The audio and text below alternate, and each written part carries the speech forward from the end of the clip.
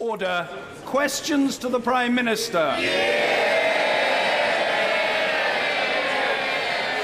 John Glenn. Mr. Speaker, I'm sure that the whole House will wish to join me in welcoming today's employment figures, which show employment at another record high, and the lowest unemployment rate in over a decade, and wages rising. Mr. Speaker, this morning I had meetings with ministerial colleagues and others. In addition to my duties in this House, I shall have further such meetings later today. This afternoon I will travel to Berlin to meet Chancellor Merkel to discuss how we implement the decision the British people took in the referendum, and I expect we will also cover a number of other pressing international issues, and tomorrow I will visit Paris for similar discussions with President Hollande. John Glenn. Can I warmly welcome the Prime Minister to her place? And can I ask the Prime Minister, given her unwavering commitment to deliver economic stability and national security in our United Kingdom's interest, does she welcome Monday's emphatic vote in this House for the Trident successor programme? And will she ensure that economic stability and national security remain the guiding principles of her premiership? Well, can I thank my honourable friend for his kind remarks, and can I join him in enthusiastically welcoming the vote that was taken in this House to renew our nuclear deterrent on Monday evening. I think that vote showed the commitment of this House. It showed that we have not only committed to our own national security, but also consider the security of our European and NATO allies. We can now get on with the essential job of renewing our nuclear deterrent. And can I thank those 140 Labour members of Parliament who put the national interest first and voted to renew the nuclear deterrent. Thank you, Mr. Speaker. Can I welcome the Right Honourable Member to her first Prime Minister's question time and congratulate her on her appointment and becoming the country's second woman Prime Minister. I hope that she will agree with me that this House and Prime Minister's question time should be an opportunity to debate seriously the issues that face our country and our place in the world. On the steps of Downing Street, she talked very eloquently about fighting burning injustice. Yet, Mr. Speaker, her last act as Home Secretary was to shunt the Orgreave inquiry into the long grass. The Advocate General told the House of Lords that the IPCC told Home Office officials that if it announced any action to set up an inquiry or other investigation relating to Orgreave, it would have an impact on the Hillsborough investigation. The IPCC disputes that account.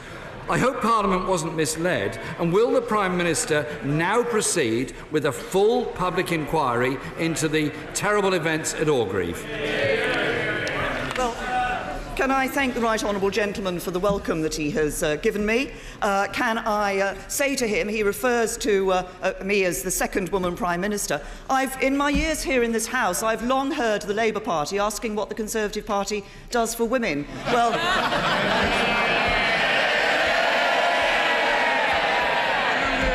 just keeps making us Prime Minister. I welcome the comments he's made about Prime Minister's questions. We do debate serious issues in Prime Minister's questions. I look forward to the exchanges he and I will have, and I hope we will be having those exchanges over this dispatch box for many years to come.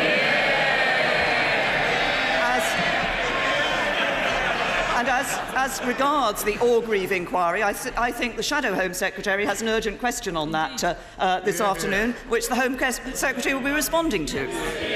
Jeremy Corbyn. Thank you, Mr. Speaker. The new Prime Minister also said on the steps of Downing Street, if you're young, you'll find it harder than ever before to own your own home. In 1998, more than half of working households of people aged 16 to 34 were buying their own homes. Today, the figure is 25%, and the Resolution Foundation suggests this will fall to 10% in the next 9 years. What figure has the Prime Minister set herself for home ownership amongst young people?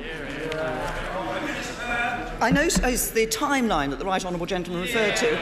He might have forgotten that during that period we actually had 13 years of a Labour government. 13 years of a Labour government that had a very bad record in terms of house building. This is the government that is going to change that. It's this government that is putting more into building more homes to ensure that young people do have a better opportunity to get on the housing ladder. That's why we're a government that actually will be governing for everyone in this country. Mr. Speaker, that Labour government put a decent home standard in place in every part of this country. And I'm not sure that I'm not sure, Mr. Speaker, that starter homes at £450,000 for young people earning 7% less than their parents' generation is actually a very good prospect for people owning their own homes.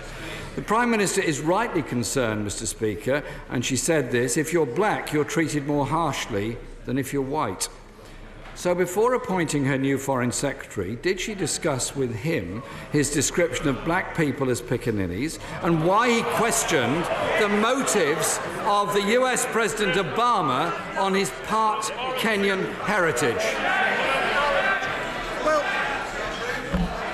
The right honourable gentleman started his question by making reference to the issue of starter homes and the upper limit in London of the £450,000. And I've sat on these benches and heard him raise that with my right honourable friend, the member for Witney, when he was Prime Minister on a number of occasions. Can I just explain this to the Leader of the Opposition? If you look at house prices across the country, they vary. In Liverpool, the average house price is just over £116,000. In London, the average house price is just over £676,000. That's why we have a higher limit for the starter home figure in London. If he objects to that, then he needs to tell his constituents why he is against them having opportunities to get on the house. He refers to the remarks I made, and it is correct that if you are black, you will be treated more harshly in the criminal justice system. It's exactly why, as Home Secretary, I dealt with the issue of stop and search. I was concerned to make sure that nobody should be stopped and searched on the streets of this country because of the colour of their skin. I did that as a Conservative. 13 years of Labour did nothing on it. Mr. Speaker, my question was actually about the language used by the Foreign Secretary. Earlier this week, the new Chancellor abandoned the government's budget surplus target, as Labour has long called for. Her government is already missing its targets on debt, deficit, welfare cap and productivity. 6 years of government austerity has failed. The long-term economic plan is clearly dead. Is there a new one? No, it's the long-term economic plan that has actually delivered the record level of employment that we see today. And perhaps I could just put the right honourable gentleman straight. We have not abandoned the intention to move to a surplus. What I have said is that we will not be targeting that at the end of this Parliament. But he uses the language of austerity. Can I just say this to him? He talks about austerity. I call it living within our means.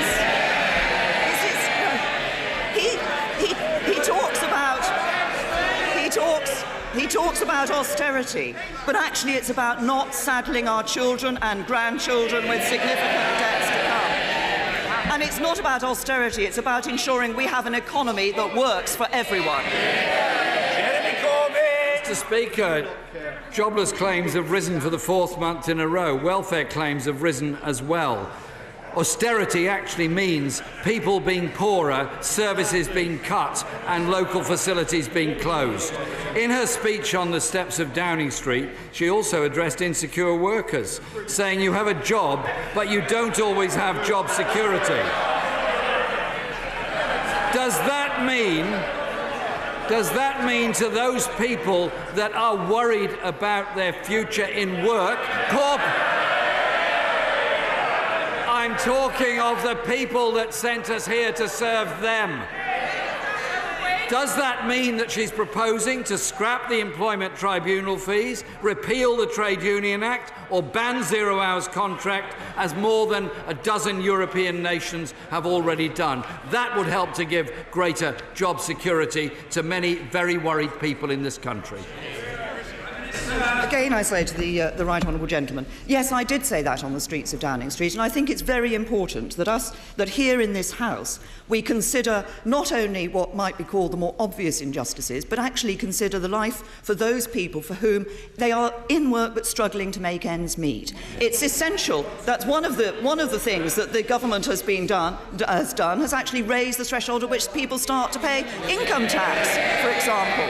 But it's also about making sure that we have more well-paid jobs in this country, which is also what the government is doing. But he refers, I'm interested that he refers to the situation of some workers who might have some job insecurity and potentially unscrupulous bosses. I suspect that there are many members on the opposition benches who might be familiar with an unscrupulous boss. A boss who doesn't listen to his workers, a boss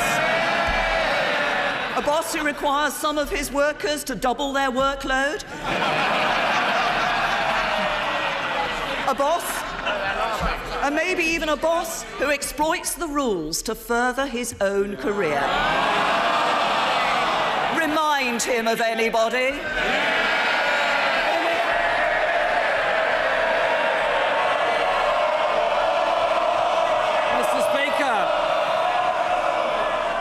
We are sent here to represent people, and there are many people in this country struggling with insecure jobs, with low wages. I know this is very funny for all Conservative members, but I do not suppose there's too many Conservative MPs who have to go to a food bank in order to supplement their family table every week. I think we should reflect on those things. The Prime Minister highlighted the failures of her predecessor on social justice, home ownership, education and the cost of living.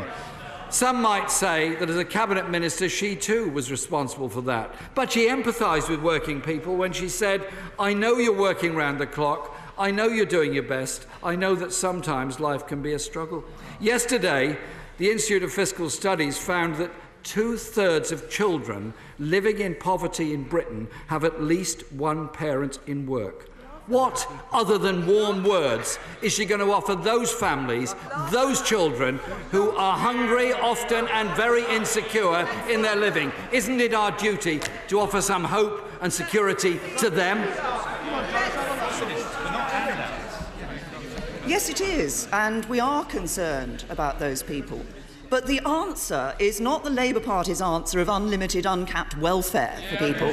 The answer to people who are in work and who are struggling in work, and the answer to those people who want to get into work, is to have a strong economy, an economy that delivers jobs and that delivers well-paid jobs. And that's why I can assure the right honourable gentleman that on this side of the House, we are focused on building a country that works for everyone.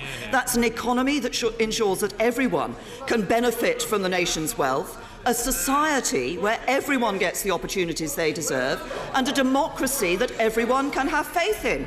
And finally, I would just say to the right honourable gentleman, the Labour Party may be about to spend several months fighting and tearing itself apart. The Conservative Party will be spending those months bringing this country back together.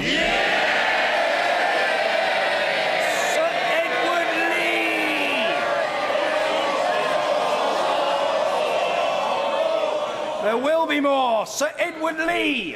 I agree with the Prime Minister.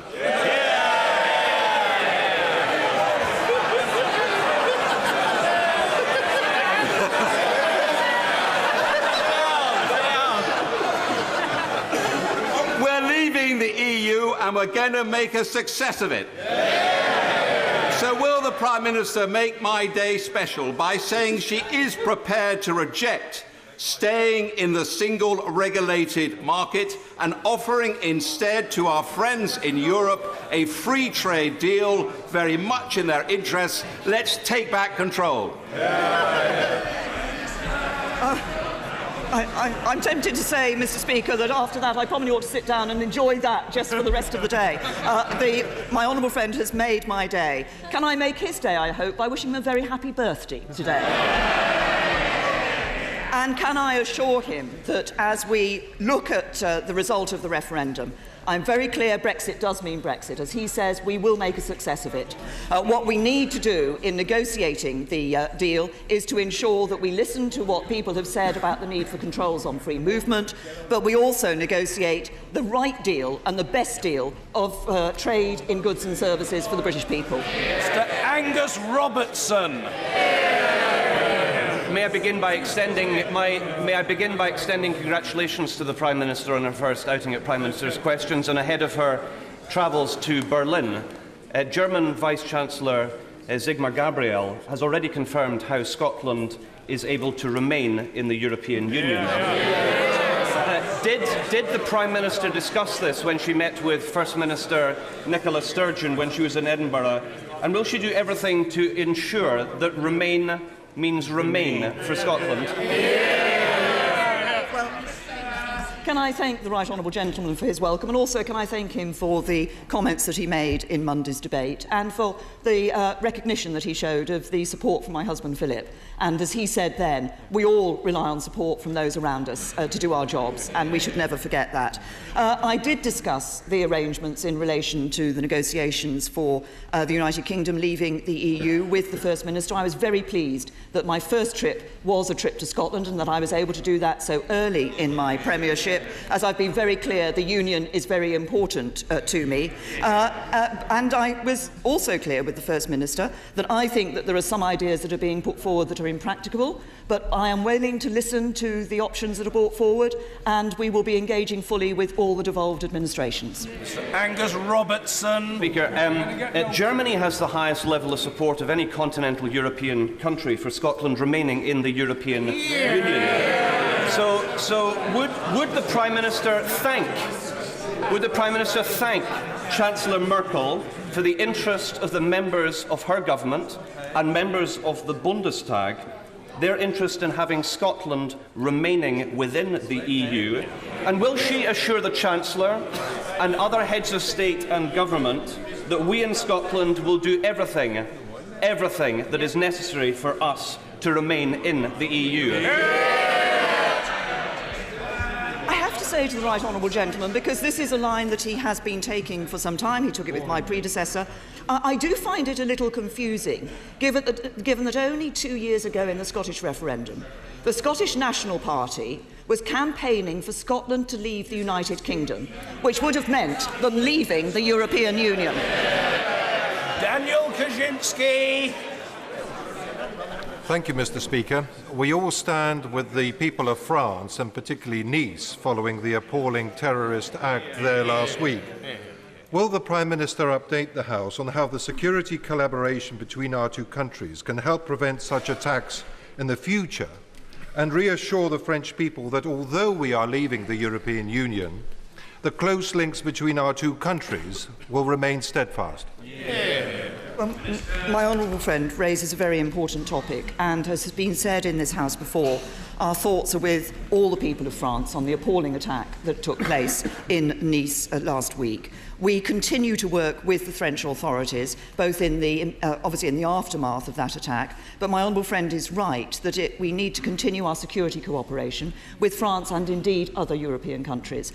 We will not be cowed by terrorists. We both face the same threats, and we need to work together in order to defeat those threats. And I can absolutely confirm that, yes, the United Kingdom will leave the European Union, but the United Kingdom is not leaving Europe, and our cooperation will continue. Jamie Reid. Thank you, Mr. Speaker, and can I welcome the Prime Minister to her place, and can I wish her well in healing the country in the months and years to come. After all, it is she and her colleagues who have so bitterly divided it. And can I thank her too? Can I thank her too, Mr. Speaker, for her wholehearted support and endorsement for official Labour Party policy on Trident. It's such a refreshing change to hear that from the dispatch box. And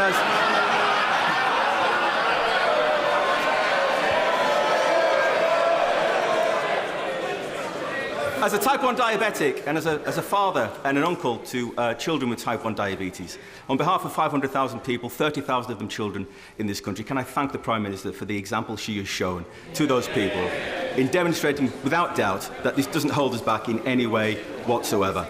But there's no doubt whatsoever, Mr. Speaker, that the Prime Minister's predecessor left the NHS in a much worse condition than he found it. Will the Prime Minister visit my constituency, the West Cumberland Hospital, and to honour the promises made by the previous Prime Minister and to stop her government cutting services there further? Prime Minister! Thank you, Mr. Speaker. And can I say the honourable gentleman makes a reference to divisions on the Conservative Party benches. No, I have to say, which is the party that took 3 weeks to decide which should be their unity candidate? It was the Labour Party that was sufficiently divided. Can I thank him for his remarks on type 1 diabetes as well? There are many youngsters out there, from tiny tots to teenagers, living with type 1 diabetes, and I think it's important that we give the message to them that their future is not limited. They can do whatever they want. He invites me, he's the first person in Prime Minister's Questions to inviting me to visit his constituency. I will, of course, look very closely at all invitations that I receive in Prime Minister's Questions. I think it is important that decisions about the construct of local NHS services are taken at a local level by the NHS, but I would simply remind him, as he made the point about the agreement between Conservative Party and Labour Party official policy on Trident, that where we did disagree at the election was it was the Conservative Party that agreed that we would put the money that was necessary into the NHS for its plan. The Labour Party refused to commit that. Nusrat Ghani. Thank you, Mr. Speaker. Extremism takes many forms, from the atrocity in Nice to the violent murder of Kandil Baloch by her own brother in Pakistan, justified as an honour killing. There were 11,000 incidents of these self-styled honour crimes in the UK over the last 5 years. Does the Prime Minister agree that such crimes are in fact acts of terror, not honour, and will she therefore direct that her new government shows the lead by ending the use of the word honour to describe these vile acts in order to stop any legitimacy to the idea that women are the property of men?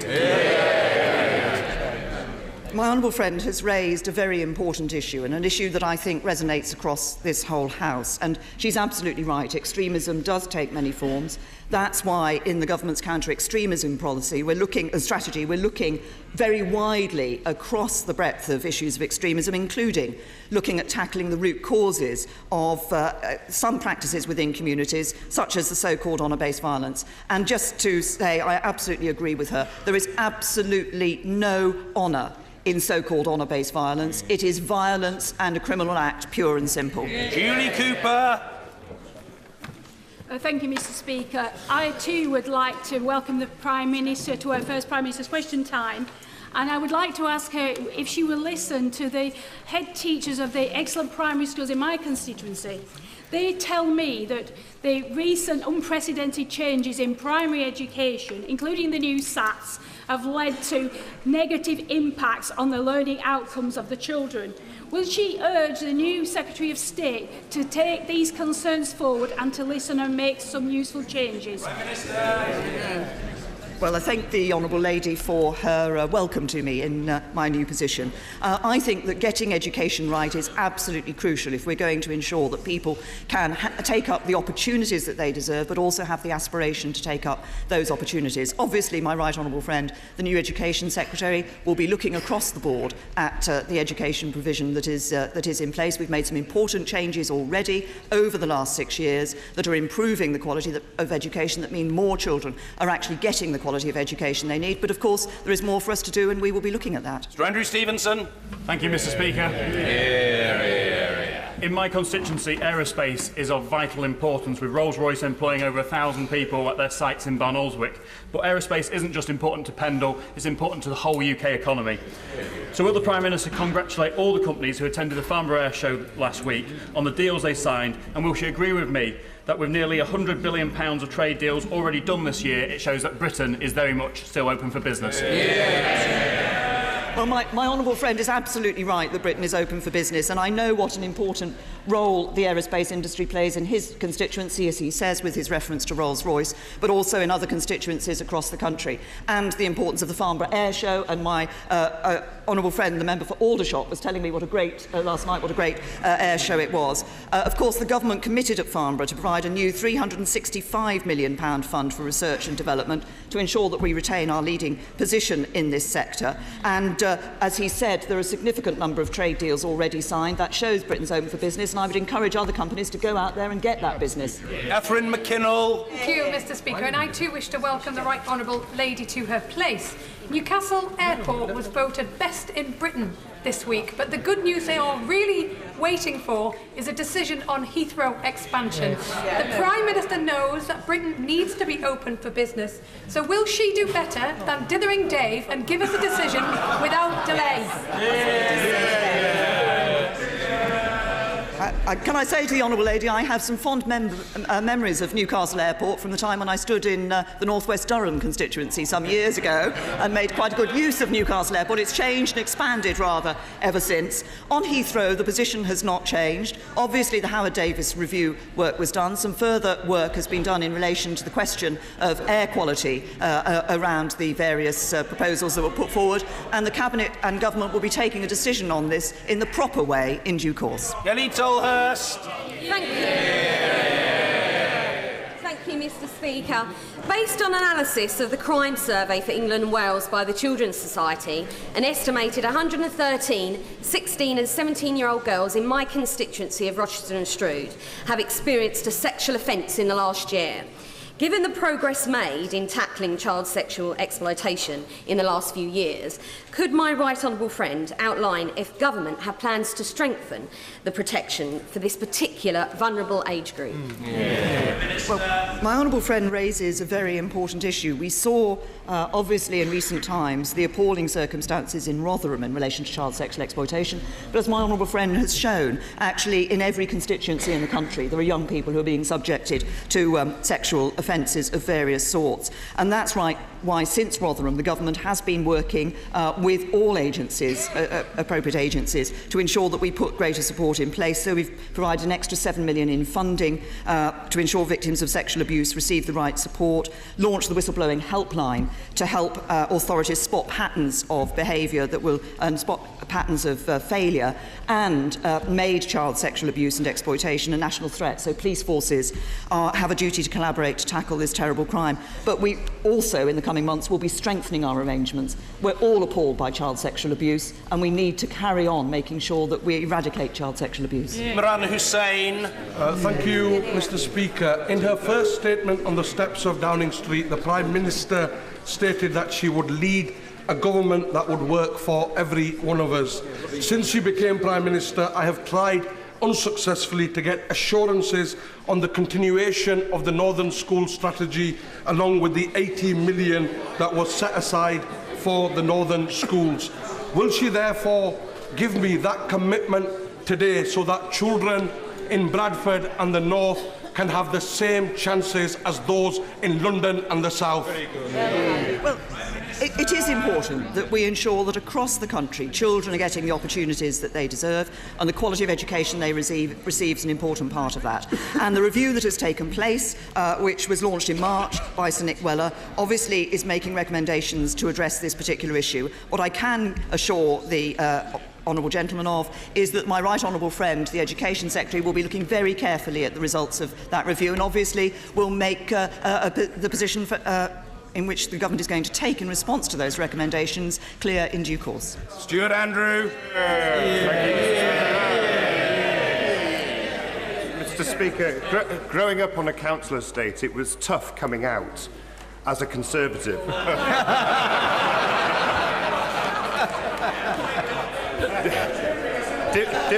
Difficult as it was, I understood then, as I do now, that it's only a Conservative government that delivers real social mobility. Does my right honourable friend agree with me that it's the job of this government to fight for such opportunities for the people of Britain, because the party opposite are too busy fighting each other? Well, my honourable friend puts it very well. And if you look at the Conservative benches, as he says, we have Conservative members of Parliament who are brought up in council houses, Conservative members of Parliament brought up by single-parent families. The chairman of the Conservative Party is a former miner. It is this party that is looking at opportunity for all, and that certainly, I'm very clear that the government I lead will be driven not by the interests of the privileged few, but by the interests of everyone in this country, not entrenching the advantages of a privileged few in terms of opportunity, but extending opportunity to all. Donaldson. Thank you, Mr. Speaker. Whatever your politics, one cannot help but be inspired by the image from last week of the female Prime Minister of the UK meeting the female First Minister of Scotland. It is a message to girls everywhere that they can achieve anything they want and nothing should be off limits to them. Does the Prime Minister agree that to do this, girls and women should be able to live free from gender-based violence and domestic abuse? And will she commit to supporting the bill of my honourable friend for Banff and Buchan and ratify the Istanbul Convention? Can I first of all say to the honourable gentleman that I think it is an important symbol for girls and young women to see women in positions of as Prime Minister and First Minister of Scotland, and I respect the First Minister of Scotland. We had a very constructive first meeting. There are certain issues on which we disagree and will continue to disagree, but we will work practically and pragmatically together. I think it is important to deal with the issues of gender violence and domestic violence against women and girls. That's why the government has, I led as Home Secretary, the Violence Against Women and Girls strategy. That is being taken on by my right honourable friend, the Home Secretary now. We have a good record in what we've done, like putting into operation the domestic violence protection orders, the new coercive control offence, but there's always more to do, and we will be doing that. Simon Hoare. Thank you very much indeed. Can I welcome my right honourable friend to her place? And if it's not too untoward to say, I would declare it as game, set and match to her this afternoon. Could I tell my right honourable friend that last week when I met local NFU representatives in North Dorset, they understood precisely what we were doing and delivering about Brexit, but were keen to ensure that the needs of agriculture and British farmers are front and centre in those discussions and that their interests are not neglected. Can I invite my right honourable friend to make that commitment today? I'm very happy to make the commitment that as we look at the position that we will be taking in the negotiations for the UK leaving the European Union, we will be consulting widely. I recognise that agriculture is a sector that is particularly affected by Brexit, and I can assure my honourable friend that we will be consulting with and listening to the views of farmers and others involved in the food industry and agricultural sector. Mr. Barry Shearman. Mr. Speaker, can I congratulate the right honourable lady on becoming Prime Minister and gently remind her of the conversation we had a few weeks ago when I said she was going to come through the middle and trounce the men standing for that position.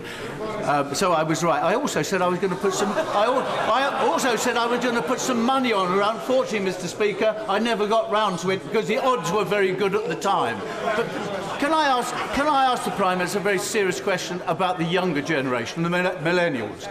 So many of them in our country believe that they are citizens of Europe. They had the ability to travel, to work, and to be true Europeans. Will she soon give them her vision of how that reality as European citizens can be delivered even in the present circumstances? Well, I thank the honourable gentleman. I do indeed remember the conversation where he said that I would, as he put it, trounce the men. I have to say, of course, the Conservative Party came up with an all-woman shortlist without being required to do so.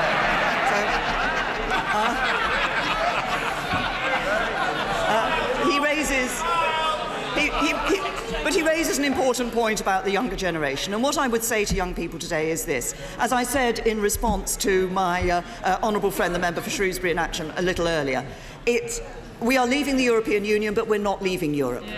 We will be setting out what our negotiating position in relation to the relationship with the European Union when we leave will be over the coming weeks and months. But I would also say this to the young people that he talks about. Actually, we shouldn't be limiting their opportunities and their horizons by just looking at Europe. This country will be making a success of Brexit because we will be out there in the world as an outward-looking, expansive country with opportunities around the globe. Mr. Philip Davis. Can I very warmly welcome the Prime Minister to her post. Unlike dithering Barry opposite, I did place a bet on her becoming the next leader. And I apologise, Mr. Speaker, for clearly having my phone off when she was calling me to join her government. The reason why the people of Yorkshire overwhelmingly voted to leave the European Union was largely due to controlling immigration. Can the Prime Minister reassure the people of Yorkshire that when we finally do leave the European Union, she will insist on keeping her original promise to get the immigration figures down into this country to the tens of thousands? I say to my honourable friend that I am very clear that the vote that was taken in this country on the 23rd of June sent a very clear message about immigration, that people want control of free movement from the European Union. And that is precisely what we will be doing and ensuring that we get in the negotiations that we will be undertaking. I also remain absolutely firm in my belief that we need to bring net migration down to sustainable levels. The government believes that that is tens of thousands. The government believes that that is tens of thousands. It will take some time to get there, but of course now we have the added aspect of those controls that we can bring in relation to people moving from the European Union. Finally, Mr. Tim Farron. There you go. Thanks. Well, you're all, Mr. Speaker, you're all very, very kind. Can I genuinely, warmly welcome the Prime Minister to her position and reflect that she has come a long way since we were on the hustings together in North West Durham. She will reflect that she is possessing greater support in this chamber than either of us got in Concert Working Men's Club. Today, there are reports that the new Brexit unit will be hiring lawyers at the cost of £5,000 per head per day. So can I ask the Prime Minister whether she'll be using the mythical £350 million to pay the legal fees, or is that still pencilled in for the NHS, as promised by her Cabinet colleagues who campaigned for leave? Very good. I think it's absolutely right that we create a new department to focus on the work of negotiating the United Kingdom leaving the European Union, and that department will need to have the expertise necessary to undertake those negotiations. And I say to the Right Honourable Gentleman, I'm very happy to remember the days that he and I spent campaigning in that Parliament, in that general election in North West Durham. Little did the voters of North West Durham know that the two candidates, unsuccessful candidates in that election, would become leaders of two of this country's political parties. Although, as I would point out to the Right Honourable Gentleman, my party is a little bit bigger than his is.